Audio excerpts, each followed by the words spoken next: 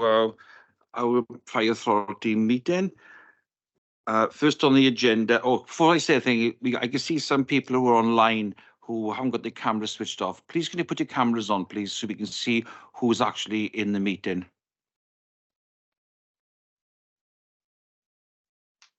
Thank you ever so much. Thank you. Yep. Everybody okay with that, Karen? Yep. Okay, thank you. So can we start off the meeting, please? Apologies for attendance, please. Got apologies from Councillor Wright, Councillor Ali, Councillor Williams and Councillor Ellen Melbourne. Members, do you accept those apologies? Can I give apologies for Jen Morgan as well? She's not very well. Okay, thank you, Steve. Item 2 on the agenda, declarations of interest. Members of the Fire and Rescue Authority are reminded of their personal responsibility to declare both orally and in writing any personal or prejudicial interest in respect of matters contained in this agenda in accordance with the provisions of the Local Government Act 2000, the Fire and Rescue Authority Standing Orders and the Members' Code of Conduct. Does any member have any declarations of interest, please? Steve? You ain't had anything to do with the PSB scrutiny, right?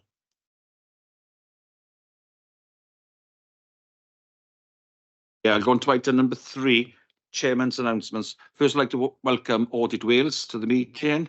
They're observing us today. I'd like to start off again with welcome Councillor Tim Harvey from Newport Council to the Fire and Rescue Authority for his recent nomination of the council at the end of November. As most of you remember, former member of this authority, David White from Bridgend.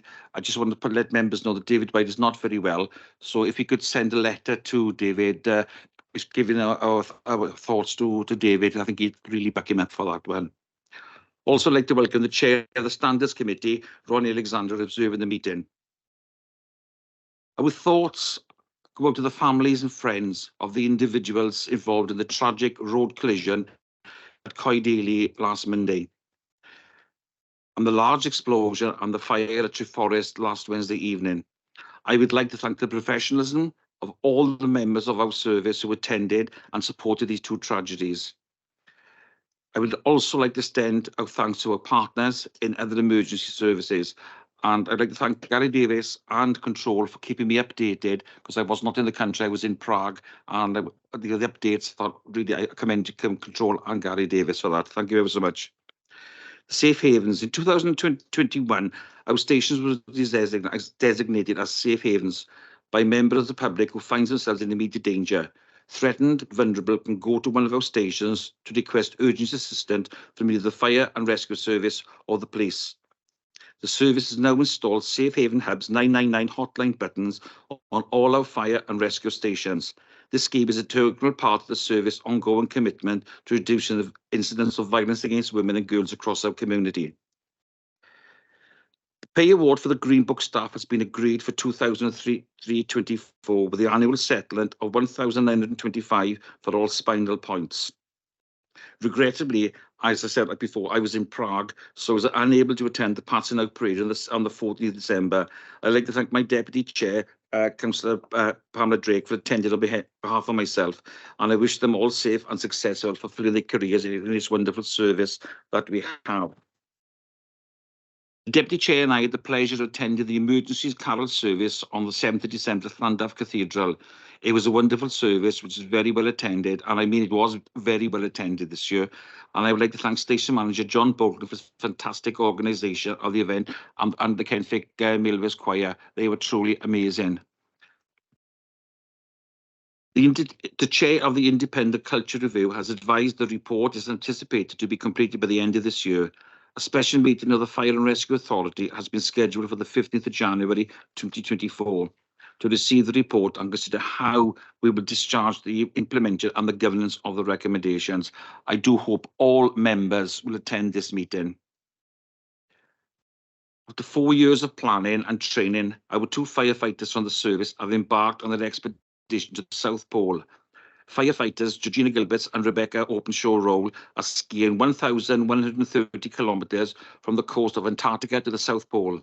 They commenced the expedition at the end of November and hope to complete it in 45 days' time.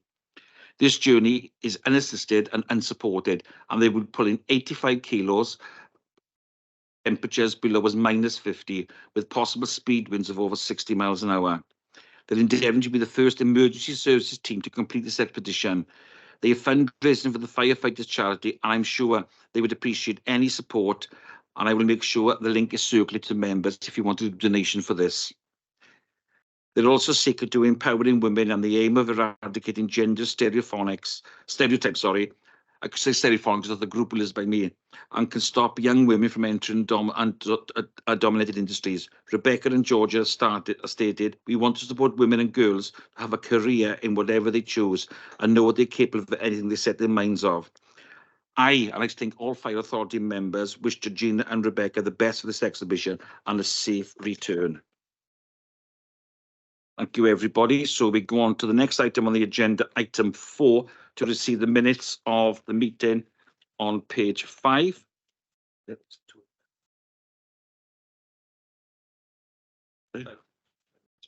I believe I've just been told that some members are having issues with the sound, so IT are looking at it. So we'll pause for a couple of seconds until the IT sorted out. Is that okay with you, members?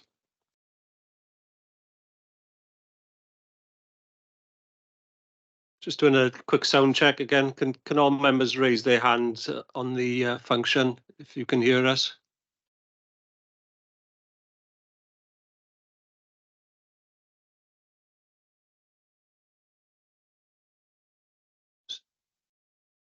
Councillor Isaac and Councillor Proctor, anything?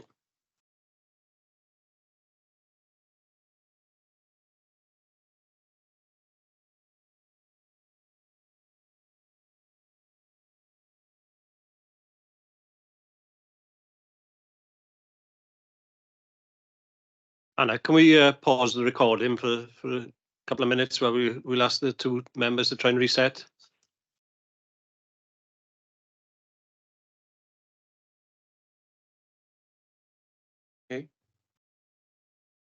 Okay, IT is still sorting the problem out, so I'll just go through the minutes first so we can get the meeting going forward. So on page 5 of the agenda, with the minutes of the fire and rescue on Monday, the 25th of September 2023, page 1, page 2, page 3, 4, 5, 6, 7, 8, 9, 10. Are members content with those minutes, please? I second that. Okay, thank you. Go on to page 15, minutes of the Standards Committee, page 1, 2, 3, 4, and 5, and 6. Members happy? Those. Okay. So we've gone to on page 21, minutes of the Scrutiny Committee on Monday, the 4th of September. 7, 8.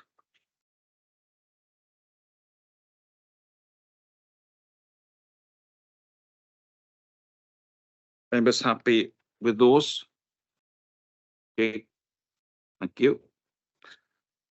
On 27, we go on to the minutes of the HR and Qualities meeting on the 11th of September. It's 27, 28, 29, 30, and 31. On to page 33, minutes of the FA and PM meeting on the 18th of September, to 33, 34, 35, 36, 37. Move that, Chair. Okay. Thank you ever so much, members. So we go on to item number 5 on the agenda on page 39, update on actions. Right. Yeah, there's a couple I'll cover off and call in Alison Reid then to do the last couple. The action around refurbishment of Treorchy Fire Station, we've got arrangements are being made for coordinating visits to the newly finished Pontycummer Fire Station as well as Treorchy when that is finished. There will be a programme of other site visits for members as well as part of the ongoing development programme. So that we'll get arrangements and dates out for that in due course. The appointment of the ACFO was on the minutes, and so that's been deferred until after the outcome of the independent cultural review. The carbon reduction plan update is then coming back to the full authority for an update on the 18th of March. And the report of the HMI Constabulary FRS, the spotlight report, that's now been scheduled for the scrutiny committee meeting on the 5th of February. I'll hand over to Alison then to do the HR updates. Thanks, Geraint. Thank you, Chair. So in terms of the first two actions, I propose action 1 is closed. This is because the new pensions legislation has come into force with effect from the 1st of October 2023. The second action to confirm that we are now working with that new legislation to process all pension requests for retirement in line with the new legislation, so that will stay live. The third action is the real living wage accreditation. I've marked that as completed because all actions are now completed. Thank you both for that. Any questions, members? Nope. Okay. Thank you ever so much. So we go on to item 6, reports for decisions on page 45. Alison, over to you, please.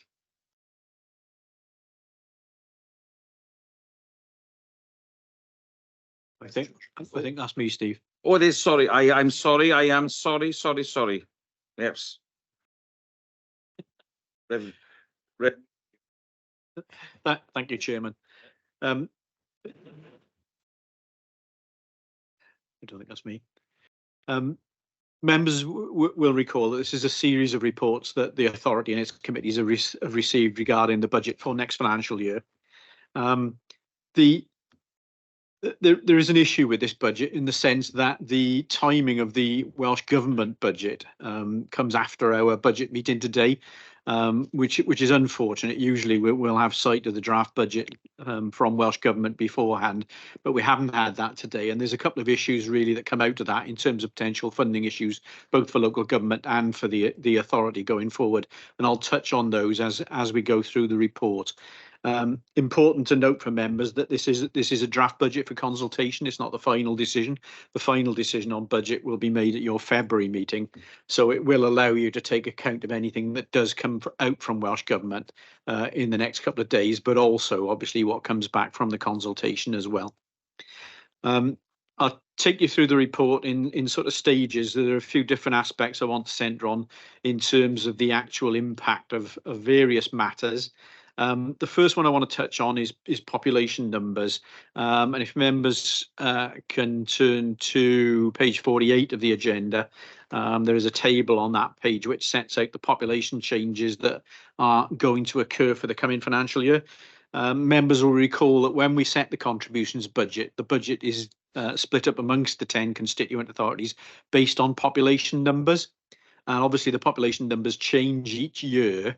And we've, within the last couple of days, had the release of the population figures that are being fed into the local government settlement for next financial year. And the result of that is the figures that you can see in the table there. And what you'll note is that the vast majority of the authorities will see a proportionate reduction in their population numbers, with the exception of Newport and Cardiff, where there are increases, and those increases are quite marked. The overall impact of that is when we set a contributions budget, whatever we set as the average increase will impact different authorities in different ways. And what this table shows you is that 8 of the 10 will see increases in the budget less than the average, but 2 will see increases above the average. And again, when I get further on in the report, you'll see the direct impact of that in terms of the contributions budget that's being recommended. What I would say to members, as I say to the authorities in all the consultation meetings we have with them, we're not in control of the distribution mechanism for the budget. It's set down in the legislation that we must distribute on the basis of population. In terms of the actual construction of the medium-term financial plan, the authority and the committee has received various reports on the construction of the medium-term financial plan through to September. And at the end of that exercise, we'd arrived at a situation where the budget looked like it was going to increase by around 7.8%. That was very much the starting point for the budget, and there was clearly further work to be done. In paragraph 2.9 of the report, we've set out there the work which has been completed to date, and this work was considered by the Finance Audit and Performance Management Committee at its last meeting. What that did was identify over £2 million worth of savings and reductions, which could come off the medium-term financial plan indicate figures. But also some increases as well came through that work. There were a number of matters which came to us late in the process, where we'll have to actually build money back into the budget, and that was a further £260,000. The result of that work has meant that the medium-term financial plan headline of 7.8% has actually reduced down to about 5.8%. So we're now looking at a 5.8% increase in budget. At that point, I will sort of touch on one of the key issues that we have uncertainty on at the moment, and that's around pensions funding. We have a situation where there is an ongoing valuation of the firefighters' pension fund, and there are two particular issues within that which are relevant to the Fire Authority. The first is a technical interest rate change called the SCAPE rate, and the other is the costs of settling O'Brien cases, which are those related to part-time firefighters. Now, it's known that there is a cost to both of those items. It's around £1.2 million, the cost in respect to those two items. And Welsh Government are in discussion with Treasury around the funding of those costs. They're both things that really sit with Treasury as a funding question. And we are hoping, and Welsh Government are hoping, that obviously funding will come through from Treasury to actually offset that cost. And the report I put in front of you today with 5.8% on it assumes that funding will come. There is a question, though, as to how it comes. It might turn up as grant to the Fire Authority. That's unlikely. It hopefully will turn up as funding direct to local authorities. And if that happens, there will be an implication for our budget. But there is another scenario, and that is that it isn't funded. So that's another scenario. What I would say and point out to members is I've talked about a 5.8% increase in the budget as a headline figure. That's on a like-for-like basis. If we either have the funding passed directly to our local authorities or they do not fund it, then that 5.8% will increase up to about 7.2%. So it's important for members to note that. That is something out with our control at the moment. So we will have to wait and see what decisions are made, both by Welsh Government and by Westminster in respect to that funding. But at the moment, we're working on a like-for-like figure of around 5.8%. The other aspect of the report in paragraph 2.10 deals with the reserves of the Fire Authority. There have been a number of questions asked both by the Scrutiny Committee, by FAPM and members, and also by our constituent councils that we've met with to date in terms of the ongoing consultation process around the use of usable reserves to support the budget. And what we've done in this report is set out our projections in terms of all of the reserves of the Fire Authority. And you'll see in the table on that page that we start off the beginning of this financial year with reserves around £17 million. And we're anticipating at this moment in time that we will probably use about 2.5 million worth of reserves in the current financial year and a further 1.2 million worth of reserves in next financial year based on the projections within this report. So that will reduce our reserves down to around 13 million. The FAPM committee considered the level of reserves and the possible use of reserves in terms of supporting the budget. And I think they were fairly clear that because of the financial risks that we're facing at the moment, that they did not feel it was appropriate to put more reserves into the equation simply to hold down the budget for the purposes of our funding partners. I have put in the report there, you'll see in 2.10.4 the sort of the quantum involved.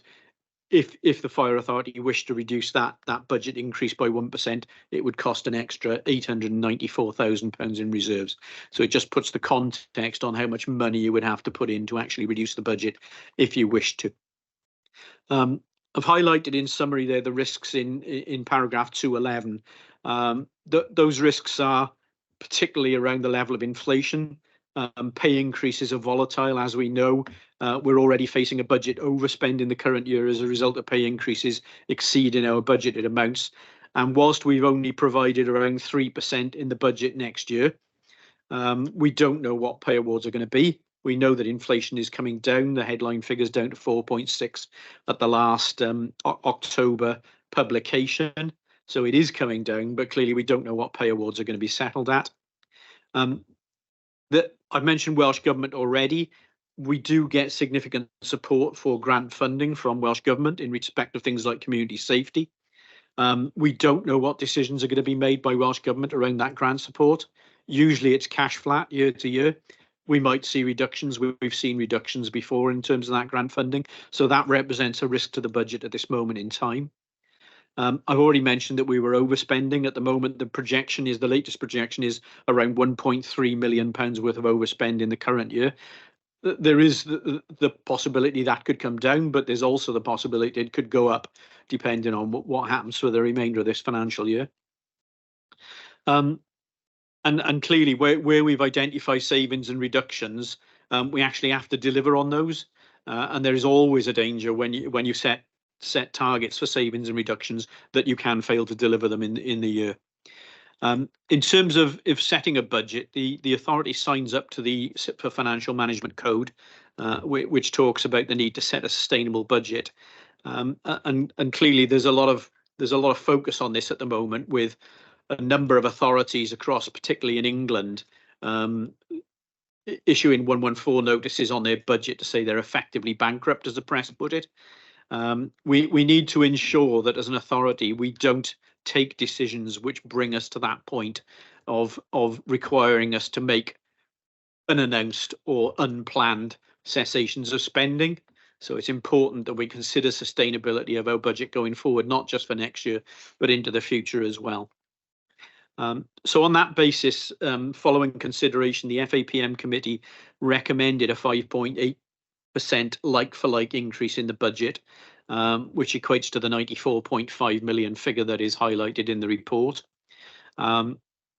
You'll see on page 54 of your agenda the impact of that across the authorities. And I'll come back to the population numbers that I spoke about earlier there. You'll see that where population has fallen within authorities, you have authorities there, Merthyr Tydfil, particularly Caerphilly, Blaenau Gwent, which are down around the 4% increase next year. But you'll see the impact on Newport and Cardiff, whose populations have gone up, and they will be facing over 7% increase in contributions as a result of that decision. So that's the bit that's out of our control. So if we set a 5.8% average, those are the range of figures that authorities will see. We've already met with a number of the authorities, so we've shared the medium-term financial plan figures. And certainly in one case, I think it was Blaenau Gwent the other day, we shared with them the impact of the population numbers as well, because we had that information at that point in time. We have got a number of further meetings with authorities in the new year planned, and I think we'll have done most of the authorities. So we will share, obviously, the latest information during those meetings. But what we will do now, in the next couple of days, I will hold off sending the consultation letter to authorities pending the Welsh Government budget. So I'll wait to see what comes out of the Welsh Government budget so I can include any particular points of reference in the consultation that I need to in respect of Welsh Government announcements. But we will be getting that consultation letter to the authorities within the next day or two. And they will have, obviously, until the February meeting to respond with any observations or feelings they have around the budget itself. I'm going to stop talking there, Chair, unless there are any questions from members. Thank you, Chris, for that. I've got a couple of questions before I bring in the chair of that committee. Regarding the pensions, the 5.8%, does that include the money now that we would normally get from Welsh Government, which is sent to us, but now they put it into the grant to the local authorities or not? Or is the extra pension just that on top of that again? Because I'm a bit confused, because I don't know why Welsh Government have decided to change the system, because the system has worked perfectly well or since I've been on this authority, where they paid us directly the pensions. Now it's going to the RGS grant to the local authorities, and I think it's a backward step. I do personally, because it makes it look that our budget is higher than what it should be, but which is not. If you see what I mean, Chris, it looks bad on us when we going out to the local authorities. We're saying this is the percentage we go in, but it's not the percentage, because it's the pensions is got to be included in that. I know it's a nil for the local authorities, but it does look bad. Thank you. Can you answer that, please, Chris? Yes, Chair. The vast majority of support for the employer's costs of pensions, firefighter pensions, still comes direct to the authority. So they've always funded, as you say, a large proportion of the costs. The particular bits which are not are in respect of this particular SCAPE adjustment that they've made. So what that did was it increased costs on the firefighters' pensions by just over £3 million, I believe it was, last financial year. And that was the bit that was transferred to the local authorities. It was an attempt, I think, by Welsh Government in part to try and avoid specific grants for individual pieces of expenditure. They effectively don't pay that to the local authorities as a specific grant. They've just lumped it in with the local government settlement. So it reduces administration costs. But the problem is there's been another SCAPE adjustment. So now we've got another chunk of money coming through. Now we anticipate that in all probability that will follow the same way that last year's did. But we simply don't know at this moment in time. And Welsh Government, I think, are being cautious on it because they require that money to be paid from Treasury to them before they then decide what they're going to do with it. So at the moment, they've not pronounced anything on it. They're simply holding fire until they know what's happening from Treasury. And only then will we start to get the message about it.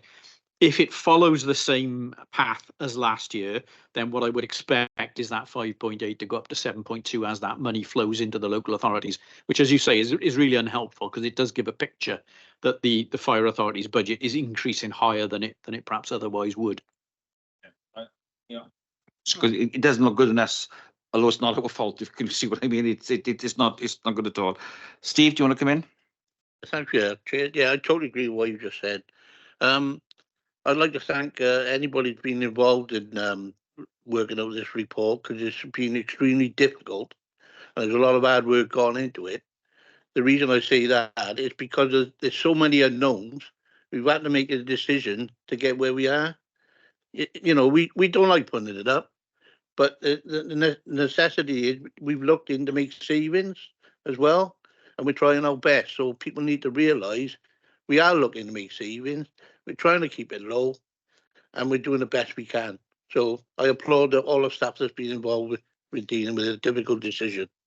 So thank you from me. Yeah, I echo that. I think the team that we got for finance is second to none. You know, I wouldn't want to be in the issues. You know, I got use fingers on my fingers to count sometimes. You know, it is bad. The other thing I want to ask, Chris, regarding we normally get the grants, other specific grants from Welsh Government. I just hope that Welsh Government don't, like they've done in the past, tell us at the last minute you're not having X, Y, and Z, like they've done a couple of years ago for the community safety, where we had to fund that ourselves, which the fire authority took the decision to do that. I just hope that those will be coming this year, but there's no guarantee. Yes, Chair. I would hope that when the draft budget comes out tomorrow, if there are going to be cuts, then those cuts will be in there. That they're not going to not make those decisions and leave it till the very last moment in later on in the Welsh Government budget process. So I would expect to see them in there if they're in there. That said, of course, we don't want to see cuts in any of those grant streams. I'd also like to thank Steve and his committee for the work that they've done on the finance. It is second to none. So Watkins, you want to come in? Yes, thank you, Chair. Chris, two things really. One, a clarification. Population numbers, Chris, is that taken from the last census, or as well the Welsh Government got other data for that? And the other thing is our budget meeting for the fire authority is going to be okayed in February. We said at the February meeting, is that correct? Yes, Councillor Watkins. So taking the second point first, yes, the final decision has to be made by the 15th of February. So we will be taking that at the February Fire Authority meeting. In respect to the population numbers, the population numbers shown in the table there are those taken for the total population used in the local government settlement. So those figures are agreed every year and fed through the local government settlement through the distribution subgroup. And obviously there are lots of discussions around those population figures because they're fed by the census information from the ONS. But they're also there are a sort of number of different data sets for that population. What happens is all of that information gets fed through reports to the distribution subgroup, and then the distribution subgroup make a recommendation to the minister for the population numbers that are going to be used in the actual settlement itself. As I've said many times in the past, those population numbers fundamentally drive the local government settlement. So where population numbers have gone up for authorities, they should see a proportionately better settlement. And where they've gone down, they should see a proportionately worse settlement. So obviously what the fire levy does is sort of follows that trend. So I would expect this year, I say expect, I'm not in control of the final numbers. I would expect Newport and Cardiff settlements to be on the top end of the range, and I would expect other authorities to be lower. So it will mirror effectively what we're doing on the fire levy. Okay, thank you, Chris. Thank you, Chair. Thank you. And I'd like to put my record on thanks to the leaders of the 10 local authorities that we have met with over the last couple of weeks. I have missed two because I was in hospital, but you know, it's nice to go out to the local authorities to say what we do and what we're doing.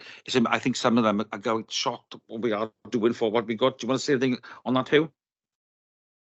Yeah, thanks, Chair. The presentations to local authorities, I think we're about halfway through. So we've got Cardiff, Vale of Glamorgan, and Bridgend programme for the new year. Monmouthshire and Merthyr, we haven't got a date in the diary, so if I could ask members if it's possible.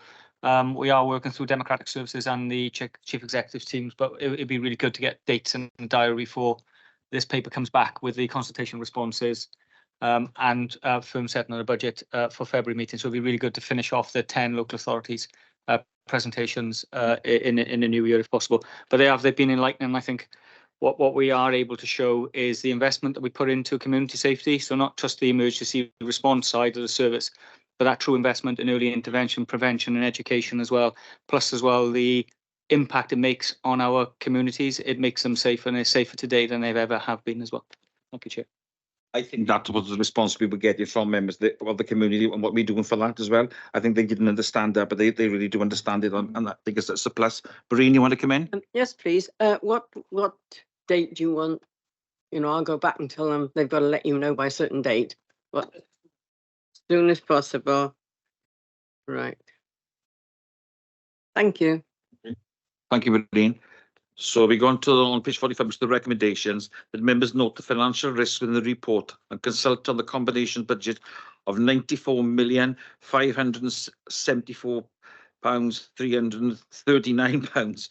It's a lot to say all that all together, noting the potential impact on firefighter pensions funding arrangements in highlighted reported. Can I have a move in a seconder, please? Move it, Chair. A seconder, please. Okay, thank you. Can we have a vote on this? Are all members happy with that, please? Can we show hands, please? Yep.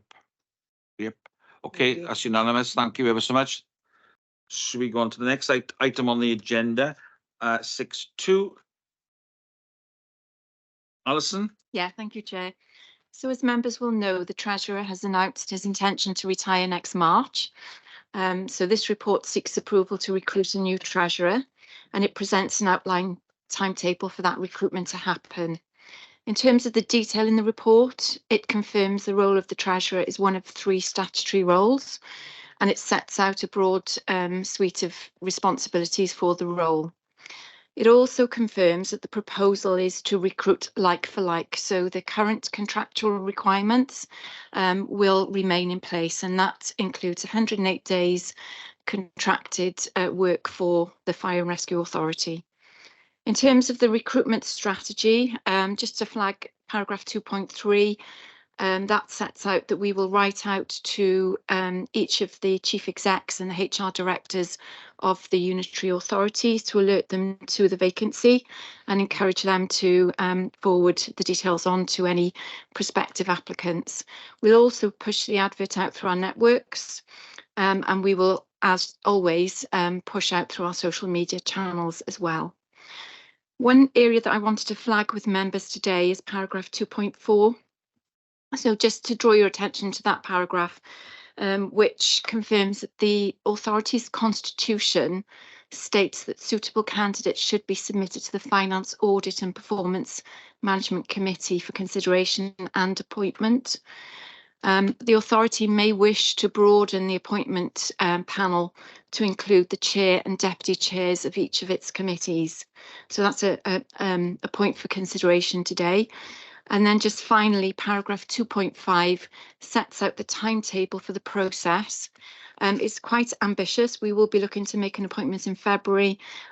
So we will be working with you in terms of your diary commitments to arrange the panel appointment meetings.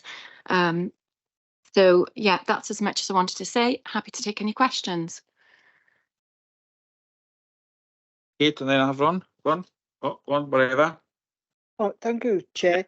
I would move this report. However, as you said, I think the timetable seems a bit ambitious, considering you say, you know, December to January, but we're nearly at the end of December and we've got Christmas and everything in between.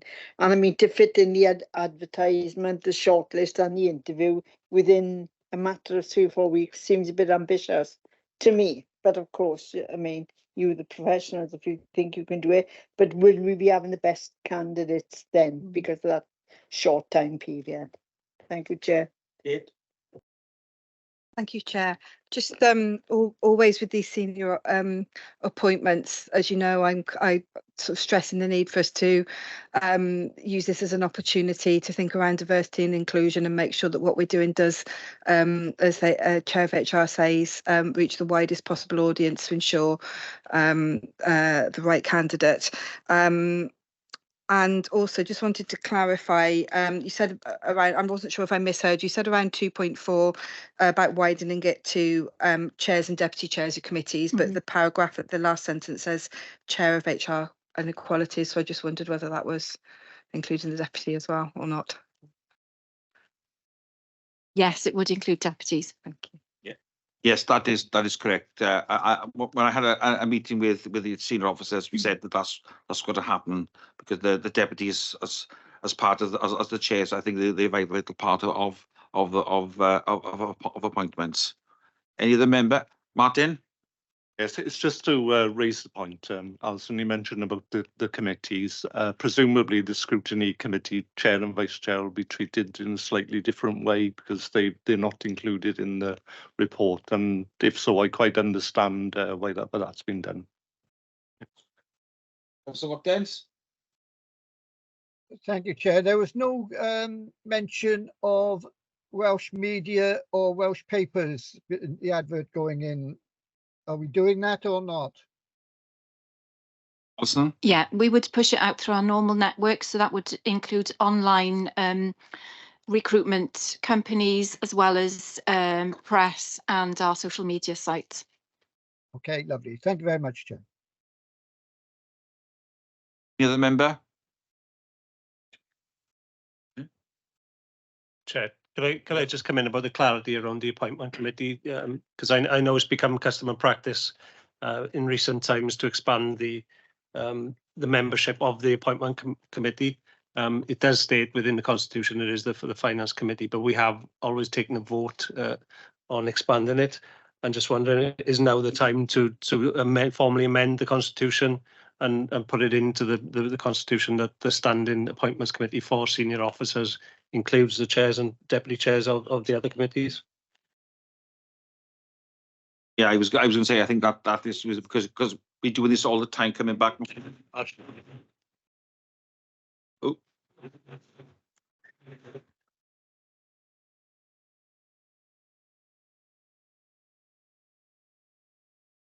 I'm sorry about that because it's something shooting us here. Tell you what now.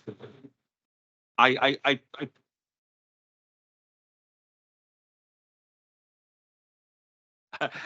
totally agree with that. I think this should be put into the constitution for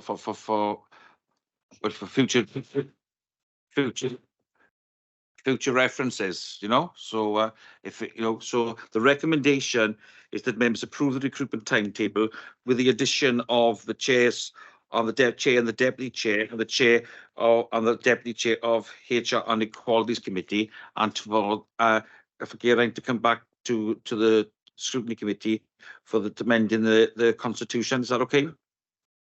Yeah, Chair, I'll make the necessary amendments and then just report that as a sort of an approved minor amendment at the Yep. next fire authority. Yep, that's great. So everybody in agreement with that then? Show of hands, please. I'll second that. Yeah. Yep, that's brilliant. Thank you so much. Yeah, Steve, yeah? I'd like to thank Chris for all his service and his support for the FAPM and his professionalism.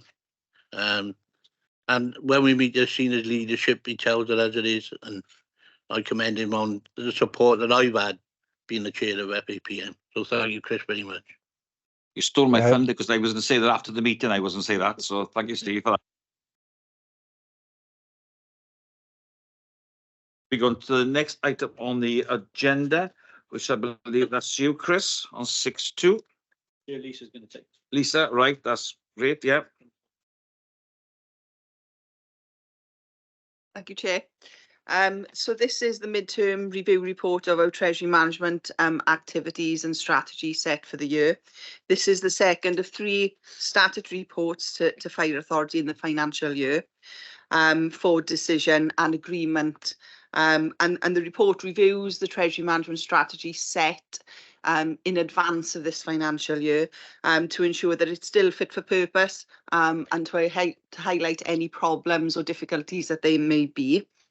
So this report looks specifically at transactions and activities and how they compare against the limits and indicators for the first 6 months of the financial year. So that starting the 1st of April through to the 30th of September. And the report touches there on the CIPFA code requirements, which looks at the reporting requirements that fall out of that. So this mid-year report has been prepared in compliance with CIPFA Code of Practice on Treasury Management, and it looks to cover a review of the Treasury Management strategy and the annual investment strategy, the authority's capital expenditure plans and how these are financed, the impact of the changes in capital expenditure plans on prudential and Treasury indicators and the limits set and the underlying need to borrow as a result of this, a review of the authority's investment portfolio and a review of the authority's borrowing portfolio. And this information is set out below from 3.1 onwards. So I'd just like to take members on to the table, which is headed Capital, Prudential and Treasury Indicators. And this table sets out the opening CFR or Capital Financial Requirement, and sets the capital spending against this, how that's financed, the repayment of that financing, and also it compares the CFR against then our borrowing portfolio to make a judgment of prudential borrowing, which we confirm has occurred throughout this year. It moves us on then to the next table, which looks at the limits for operational boundaries on debt, authorised and operational boundaries. Affordability, that's increased somewhat. Largely, most of those are unchanged. There is no requirement to alter those during the year. The table finishes with highlighting the current rates that we have with our current banking providers. And then it moves us on to looking at the borrowing, the loan portfolio. There's an overview there in 3.2 of our starting and finishing position there for borrowing and what we are repaying during the year. And then on page 69, it takes us on to more granular detail on a loan by loan basis, and it gives us the rate, the term and the type of borrowing that we undertake there, and an explanation is provided of those things. 3.3 moves us on to our deposit or our investment portfolio and provides some information there on average balances held at the end of the year and the rates applicable to them. And it's pleasing to see that we've exceeded our budgeted investment returns for the year, which were budgeted at 334,000. The report on 3.4 moves on to a narrative update. There are no difficulties that the Treasurer wants to report in managing within any of the limits or the indicators that we set for the year so far, and we don't see that being a challenge for us going forward. So it's all managed within our Treasury management practices. 3.5 takes us on to interest rate forecasts. It's important for us because, of course, it helps us to plan our borrowing. And I think on the point of borrowing, it's worth saying that the original strategy set out a borrowing requirement of 10 million for the year. During the year, that's reduced to 6 million. And the timing of that it hinges on really this the cash flow position and the prevailing interest rates. This takes us on to the financial implications that have been factored into all the budget monitoring reports that have been fed into Finance Audit and Performance Management Committee. And the recommendation, Chair, at point 6. Thank you, Lisa. Steve? Well, it's nice to see we're having interest on our money. So that's what I like. I like the 45k. Yeah. No, thanks, Lisa. Thanks, Lisa, for that. I know it's not a stupid question. Why we got two bank accounts? We got Lloyds and Barclays. So, okay, use this at some point. Yeah. Our Treasury management practices stipulate that we don't put all our eggs in one basket and we spread the risk of our deposit. So if we have more than 10 million with any one counterparty, that means organisation. We diversify and we put that in other partners' accounts. So that's a mix of things. That's call accounts through banking, but also we put money out through investments. So it really helps us manage our cash flow. I wanted that clarified so just members of the public are looking at this and they see that we got two bank accounts, because people will think, oh, why are they got two bank accounts? You know what I mean? So that's clarified. It's on record It's now. about Yes. managing risk. Yeah. Thank you so much, Lisa. Any other member got any questions to ask on this? Yeah, I agree. It's nice to have some interest these days. It's worth its weight in gold. Martin, yeah. It's on that point, really, Chair. I think, there's a lot of speculation, isn't there, about the level of interest rates. I've heard it said that probably around summer or autumn of next year, there will be a dip.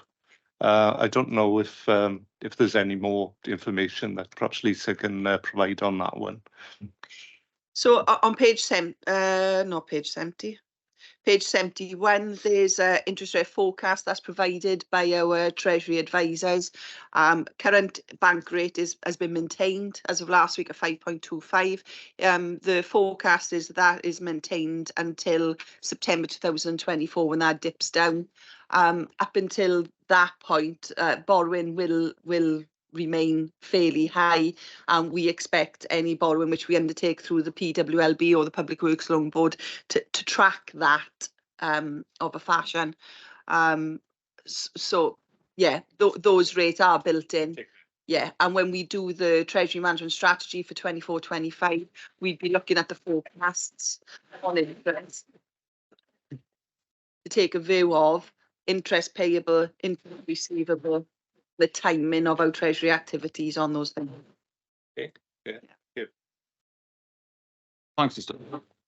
On that point, do you know what is making this noise or whatever? Because I can see members online who are struggling to hear when this crackling going on. No? Yeah. Ian, you want to come in? Yeah, we used to have this on our system in Toba. Thank you, Chair. It's just a point of clarity on page 70, 3.4.1. It says the strategy is being set other than the level borrowing required. Is that level borrowing as in a flat rate, or is it level of borrowing? I just didn't know how to read it, that's all, Lisa. Okay, no worries. So when we put the treasury management strategy together, which looks at the level of capital investment that we're going to undertake for the year, that level of investment was based on the capital budget at the time. So that would have been last March. On recent monitoring budget reports to FAPM, which were the revenue and capital, the capital, you may recall, has been reduced. So we started the year with just under 15 million projected capital spend, and that's down to 10 million now on the most recent monitoring report. And our borrowing has reduced because of that. As you know, we don't get a share in any funding for capital. Most of that is undertaken through borrowing, some grants, and a £200,000 contribution from revenue. So if our capital investment projection is reducing, our borrowing to fund that reduces accordingly. I think. Thank you very much. I think, Chair, just to clarify for Councillor Buckler, I think there's a word "of" is missing there. It should be level of borrowing. Thanks, Lisa, and thanks to the team again for this. So the recommendation is the Fire and Rescue Authorities has to note and approve the report of the Treasury activity for 2023. Can I move in a second, please? Move, Chair. Second. Okay, can I have members agree with this? Show of hands, please. Yep. Yep, everybody, thank you ever so much. On to the next item on the agenda in reports for information on page 75.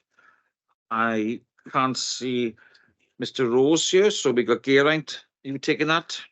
Yeah, I'll introduce the start of the report, and then I'll hand over to Area Manager Hadfield to cover off the strategic indicators. So the quarterly business plan action report gives an updated position on progress against the action plans set out against our 8 strategic themes. These strategic themes are highlighted on page 79. And the first half of the report gives a sort of good narrative on all the areas of work that are ongoing against each of those themes.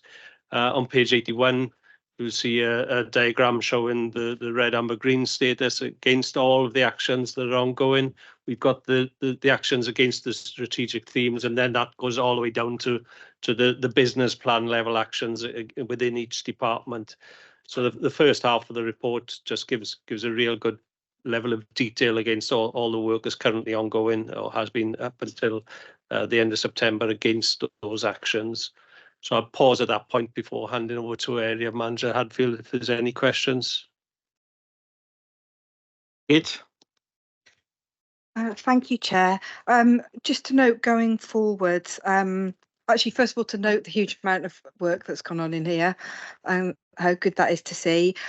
Going forward, it would be good to see the business plan and the strategic themes updated in line with what was agreed at previous meetings, so that in line with the Wellbeing of Future Generations Act, engaging and communicating becomes involvement and communicating, and we start to reflect, as well as the public involvement, the involvement with workforce, which you've reported a number of really strong activities, and protecting and becomes protecting and enhancing our environment, as was agreed at previous committees. I'm sure that's the plan, but I just wanted to make sure that those are reflected in this plan going forward.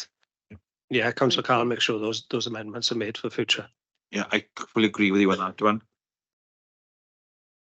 Any other member?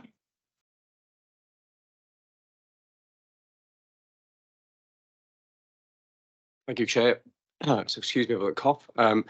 So this is our performance monitoring report, and this is the comparison between quarter 1, quarter 2, 22-23, quarter 1, quarter 2, 23-24. So I'll draw your attention, first of all, there's 3 key parts to this report. The first one being our strategic indicator performance summary. It's then broken down into our performance comments, and then finally there's a breakdown for each unitary authority area. So I'm going to start off with the report. It's really a report of, I guess, 2 halves. So if we look at what's really encouraging to us in quarter 1, quarter 2 is our statutory duty, our statutory functions in terms of total fires and RTCs. With regards to total fires, we've seen a decrease across all areas, including accidental fires, dwelling fires, deliberate refuse and deliberate grass, which is really, really encouraging. So if we're going to draw your attention first to the two ones that are performing well here, deliberate refuge fires and deliberate grass fires. This is really just to demonstrate the positive work that we're doing in terms of prevention activities and working with partners, certainly NRW local authorities, to reduce our deliberate fire setting. And that's working with our crews, but also our arson reduction teams. So there's been some really positive work on the reduction of grass fires, and the refuge fires being exactly the same, a decrease here of approximately 24%, which again is down to really good local working with crews, Unitary Authority and other partners to make that happen. So I'm going to take you on to the second part of the report, which really is our non-statutory functions, and then I'll touch on water. But in terms of our non-statutory, so I'll draw your attention then to assist in other agencies, assist ambulance and bariatric. We're seeing quite an increase here in these areas. And in particular, I want to draw your attention to bariatric patients, where we've seen a 51% increase in these types of incidents across the board. We're working really closely with our partners. We work closely with fire control to make sure that all our calls are well challenged before we mobilise crews out to calls. But there is an increase in these areas, and I think it's a demonstration of some of the pressures on other emergency services and partners during this time, where we are stepping into some space here. But in particular, bariatric patients or bariatric rescue. This is what I would describe as a societal wicked problem, whereby we are seeing quite a large number of bariatric patient rescues now across the board. But again, we are working very closely with our partners. Members will be reminded that in 2017, we took on the statutory duty function for inland water rescue and flooding.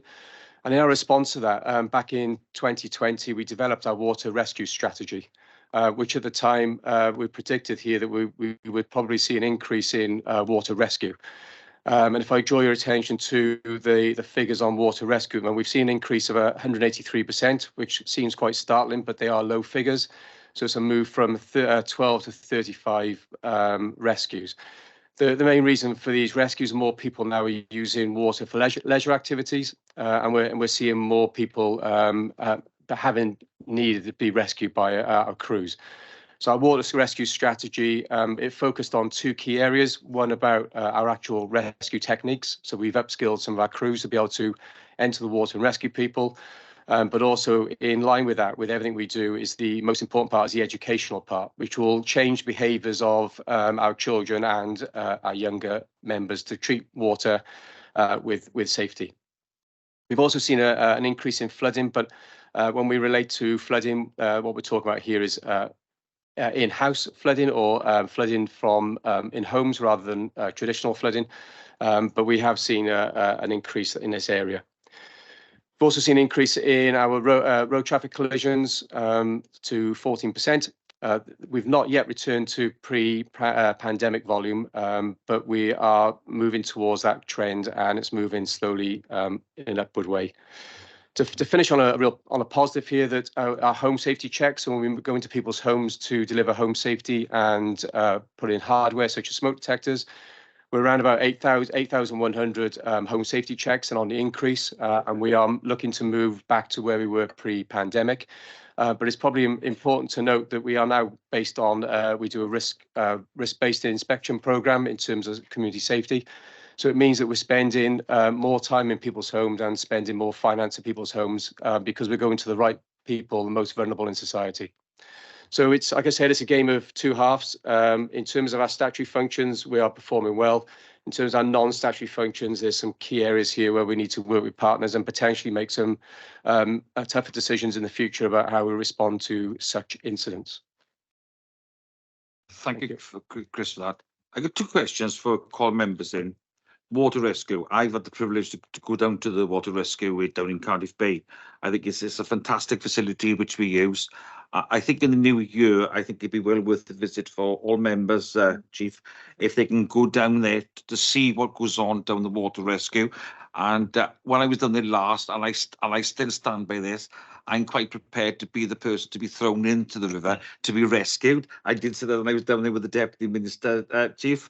So that still stands. I am quite prepared. I see one person looking at me saying, "Yeah, great, good, check him in," you know. But but no, I think it'd be well worthwhile members of the authority seeing what we go to for the water rescue. Bariatrics, we're getting a lot of calls for that now. That comes under health.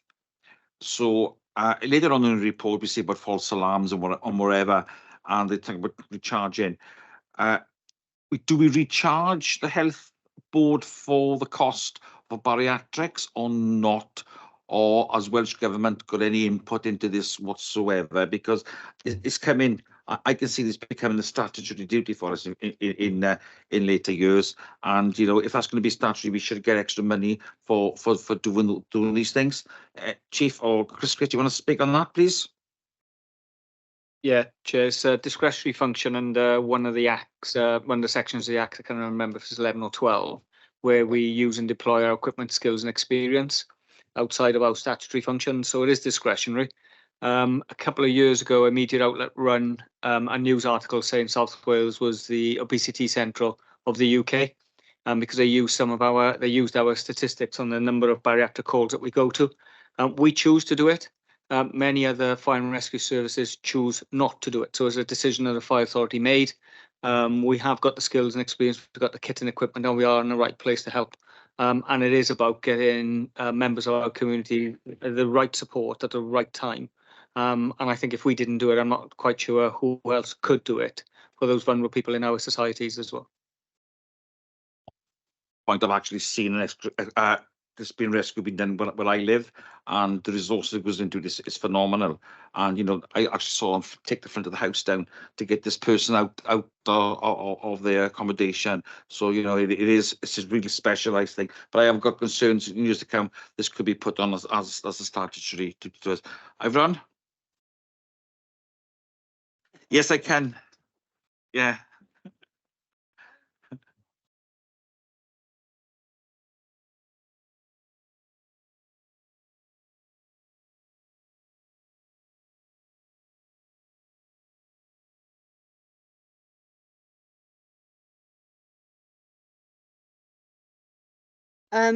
Do we educate the children? Do we go around schools educating children as well? You know, about false alarms, because some will, you know, do it deliberately. We know. On the importance of, you know, what happens, what could happen if firemen are out on calls that don't exist. You know. Just think, because I remember that video we had a couple of years ago when those children went up in the mountain with matches, and they sat near that, and when they got back to the house, they found that their dog had died in a fire, and because the crews weren't there to put the house fire out, they were up in the mountains because the kids set fire to the mountain. I think that was a really, really poignant video, and that still sticks in my mind. And I think that should be sent to all schools all the time. Yeah. Yeah, we have got some hard-hitting media campaigns to reinforce the message around our firefighters can't be in two places at the same time. Fortunately, the malicious calls are coming down because I'm not sure how many people know how to use a phone box anymore, and that used to be a frequent place for us. Plus, as well, we've got really good cooperation with the mobile phone operators about terminating phone numbers if they are engaged in malicious activity into the emergency services as well. A school environment, in a schoolroom with your mates, and a fireman goes in and puts forward the cases for it, you know, I think children generally tend to take it in more than, you know, they're a bit more in awe of an actual person in front of them telling them, rather than videos and things like the police go into schools, you know. I mean, surely we could fit that into some sort of educational theme. Yeah, we're in front of thousands of school children every year, and we always take the opportunity to get that messaging across. But I think what the chief picked up on there as well is the fact that when these calls do come out, they get call challenged in fire control. So there is work we're doing, and we will continue to do that. So we recognise that the impact it does have. I can see some hands up on the screen. Aid, do you want to come in? Yeah, I think Trevor was before me, Chair. Oh, okay then. Okay, Trevor. Yeah. Doesn't make any difference, as long as we get the questions out, that's all. You mentioned about 25% reduction in fires. Is that an annual 25% reduction or a quarterly 25% reduction? Because if it's a quarterly one, I'd like to know how the weather have contributed towards that reduction. Thank you. Yeah, thank you, Councillor. So the decrease in fires in total was 13.8%. I was making reference to the deliberate fire setting for grass fires, which is about 25%. And yes, the weather does have an impact on this. And this is the comparison of Q1, Q2. So the weather will always have an impact on this figure. Okay, thank you, Chair. Aid. Yeah, okay, thanks, Chair. Thanks, Chris, for the report. Just a quick question on the increase of RCTs. Are you anticipating that this will go down with the new 20-mile-an-hour speed limit being implemented in Wales? Or do you think it could increase with road rage and drivers impatient being stuck behind somebody who's sticking to the letter of the law? Thanks, Chair. Thank you, Councillor. So we're not necessarily looking at an increase because of road rage. I think the important thing is we recognise that the move to 20 miles an hour will save lives. It's unknown really about the incidents that we may or may not have because of that. But we will continue to drive down road traffic collisions and likelihood of road traffic collisions through our engagement, and especially through our engagement with GoSafe. So we're working very closely with GoSafe at the moment, and we'll continue to. So it's a difficult one to try and predict, but we will bring it back here with those stats as time goes on. Okay, thank you, Chris. Thank you, Chair. Maureen? Yes, I think the only problem is, and I've had several people say this to me, that they go slow through. You've got several villages that aren't that far apart. They're going to the village and keeping the 20 mile, and once they get through, they put the foot down and go like maniacs to make up the time. And I think this is where you might get a different sort of accident in a different place. I think 20 mile an hour around schools, in the middle of towns and hospitals and that is excellent. But I think putting it on every little village you go through, where there's a lot of through traffic, not much pedestrian traffic, I think it probably isn't such a good thing. I think you've got to, it's going to, we shall see, I suppose, as time goes on. But I hope that it doesn't cause any more accidents from that. I think that it's frustration very often that does cause an accident. I expect you find where somebody gets frustrated and they pull out when they shouldn't. Because you always think, why do you ever have an accident on a motorway? You're all going the same way. There shouldn't be an accident, but there are loads.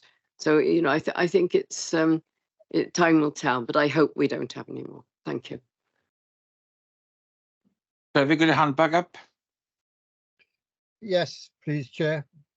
A question in regards to RTCs, following on from what Aid says. Do we keep any data in regards to where the accidents have happened, whether it's on a motorway, 30 mile an hour speed limit, or a 20 mile an hour speed limit, or does anybody keep data for that? Yeah, thanks, Councillor. Yeah, so we do keep data with regards to where our RTCs take place.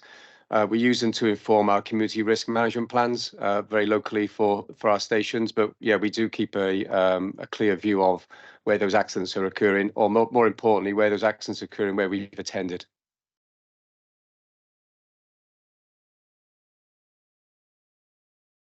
I should have asked this question on the to get out really. On page 97, 7.5, reduce the amount of waste produced. Sorry, this is my fault. It says waiting for this new steering manager to be start to plan further. Has this person been appointed? Because you know, waste and environmental is my biggest issue. And regarding, all the fires we have in these recycling centres around privately, I think this is a must for us. Has this person been appointed yet? Yeah, thank you, Chair. Yeah, we successfully appointed a replacement sustainability officer. She's been with us about 6 weeks now. Right. Okay, I'm quite happy with that then, because that's my really big concern. You see all these fires in these big industries, especially on the Vale and down in Cardiff, is just constantly all the time. Thank you ever so much. And this will be sent out to all members, the other part of this report, so they can send to the home authorities to see what's been going on. Thank you ever so much. Any other member got any questions on this report? Yeah. Yes.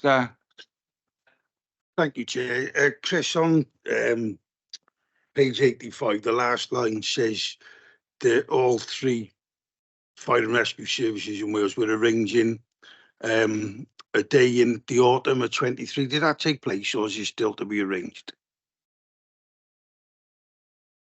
Sorry, Councillor, page. Page 85 is the last full line. A demonstration day in collaboration with all Welsh Fire and Rescue Services is to be arranged for the autumn of 2023. Did that take place, or is it still to be arranged? I'll get back to you on that one. Yeah, is that okay? I'm not sure that. So I was going to apologise for missing it if it had taken place. So. Did you say page 85, Ian? Yeah, page 85, yeah.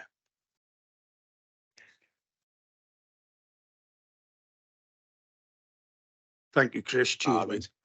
No other questions on this report, members? We will take a vote, but it's just for noting everybody's happy with this report. Thank you.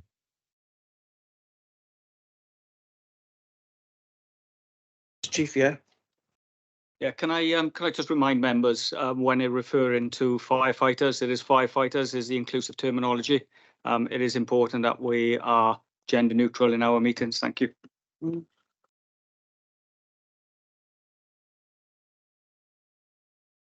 Guys, I forget about this microphone. So we go on to 7.1, Independent Remuneration Panel for Wales report. You right? Thank you, Chair. This is just for our members' information. Every year, the Independent Remuneration Panel for Wales issues a draft report as part of their consultation process. The report is in front of members, or the extracts from the report are attached as an appendix. The relevant extracts to the Fire Authority member payments. On paragraph 2.1 on page 122, it sets out the proposed salary levels for basic salary for members, senior salaries, and then the chair's salary. So that's the proposed uplift for next year. As part of the consultation process this year, they've also undertaken several meetings. I believe the chair, you met with the independent panel, and I, on behalf of members, completed a survey which was around the level of awareness for the Independent Remuneration Panel and their report. And obviously the report is presented to members each year in the draft format in the December meeting. And then when the final report comes out, normally around February, end of March time, end of February, sorry, to March, we report that final report as well. So I've completed that on your behalf, members. Chair, I don't know if you want to add anything about the meeting you had with the independent panel. Yeah, thank you. Yes, it was quite a good meeting. I think I had a 2.5 hour meeting with them, and but my thanks to them for the work that they are doing. I learned quite a bit from them really on different issues, not regarding the fire service, but the home counties on travel assistance. Really good. I hadn't thought about it the way they thought about it, and I think it's a practice that local authorities and members should look in. It's about when I go to my home authority, I always take about 2 or 3 people in my car. I never claim the extra 5 pence for the people because I feel I'm going to that meeting. Why should I claim the extra money? And I was told, no, I should be claiming it, because it shows there be sustainable council, because on the carbon footprint, I'm taking these people in my car. So I learned that apart from it, but I don't think I still will be claiming the money, but I will stipulate that I am taking people in my car to a meeting, but I will not claim the extra money because I don't see the point of claiming that. That's just me, you know. But no, it's a very good meeting. And plus, my thanks on to Shaz, who was with me. Really, really good. Yes. Yeah, Chair, I think there's definitely a sort of change in emphasis and slant on the report this year from previous years, where there is a big emphasis on sustainable travel, and they're trying to encourage local authorities and all authorities to engage in sustainable travel methods and share best practice where possible. Yeah, definitely. So members, this is to note. So everybody's happy with this. Okay, thank you ever so much. So the next item on the agenda, 7.3 on 139, which is false alarms Wales audit. Who's leading this one, Hugh? Yeah, Chair, I don't think we got anyone from Audit Wales to actually present the report. I put the report on the agenda for members' information. Members will be aware that we had a report, and Audit Wales presented the report on the investigation and work that they did reviewing the false alarms in our service, in South Wales Fire and Rescue Service. This report is the culmination of the work that they've done across the 3 authorities in Wales, and it just gives the overall view and their overall position in terms of the practice and differences of approach that are going on across the 3. It's as I say, it sets out clearly there are differences of approach and practices. There were recommendations made to us as a fire authority in that meeting. We've agreed to take on board those recommendations, and they will be reported to the scrutiny committee later in this year. Hopefully, as I say, we are in a position where we are taking on board some of the comments and looking at an approach, perhaps some amendments and changes to the approach for the future. But they'll come back obviously as a future report. I don't know if the Chief wants to come in and add anything on that one. Yeah, thanks, Geraint. Hopefully members, either at the February or the latest March meeting, we'll hopefully be able to present some proposals following due consideration of both reports now and working through our internal working group. We had a meeting, myself, Geraint, Chris and Dewi, probably a few weeks ago. There's a bit more research that's needed, and hopefully we'll be able to bring some proposals on how we can continue to shape and evolve with the risk that we need, but also try and create some efficiencies for our operational crews as well, as opposed to responding to some unwanted fire signals. Again, I would caveat that needs to be done in a risk-based approach as well, recognising the built environment and the risks that we have across our towns and cities as well. I totally agree on that. I've read the report. I don't know they can compare us to Mid and West and North Wales. You know, it's we're a larger, whatever. Regard of charging for some of that, as I've always said to you, Chief, we're a public service. How could we charge Heath Hospital X amount of money for calls, whatever? It's public money just being circulated around, and this is my own personal opinion. I don't think it's right, and I stand by that. But I think we've got the officers here who can give the answers to Wales Audit on their recommendations, and I look forward to seeing what the papers will bring forward in the new year for us, Chief. As a way forward to show, yes, we are listening, we can do this. But regarding, as I said, recharging, I think it's just recirculating public money, and I don't think there's any. The cost of billing all these different people, the extra cost for that would be phenomenal for us as well. So, Steve? I agree with what you said there, but my only concern is if we're doing less false alarm calls, or we're not doing that, are they looking to give us more to do in that respect? So are they looking at other avenues to give us extra things with our responsibilities? Yeah, for me, it's about building the efficiencies of time. So the report talks around the additional cost, particularly Mid and West and North Wales Fire and Rescue have around their on-call crews responding to automatic fire alarms. We don't have that budgetary pressure because all of our operational colleagues are salaried, our on-call crews are salaried, and our whole-time crews are salaried. What we would be looking for is to be more efficient and effective, further reduce road risk, so we haven't got our large vehicles responding to these calls on blue lights or even not on blue lights.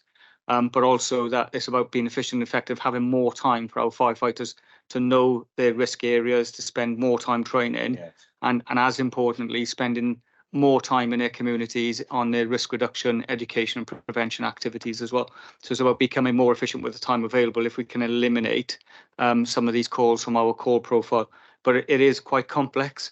I went to a presentation with Chris and Geraint only a few weeks ago, and it is quite a complex area. When you make a simple statement, the definition that sits behind that and how you apply it practically becomes quite difficult. So we look to bring that back to members early in the new year. But I pick on Councillor Evans's points about becoming efficient and effective, so our crews can spend more time training in the built environment and in our communities, reducing risk. Members, this report is just for noting, so everybody agrees to that. So on to the next item on the agenda, 7.5, forward work programme. Geraint? Thank you, Chair. Just the standard forward work programme of all the agenda items for the municipal year. So everything that's been completed to date and today's agenda is there.